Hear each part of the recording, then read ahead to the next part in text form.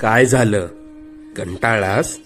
खूप त्रास होतोय म्हणून हे सर्व सोडून कुठेतरी लांब निघून जावंसं वाटतंय ना? जरा थांब. तुझ्या बरोबर जेवढं वाईट व्हायचं होतं तेवढं होऊन गेलंय. आता येतील सुखाचे दिवस. लवकरच तुझ्या आयुष्यात सोन्यासारखे दिवस येतील.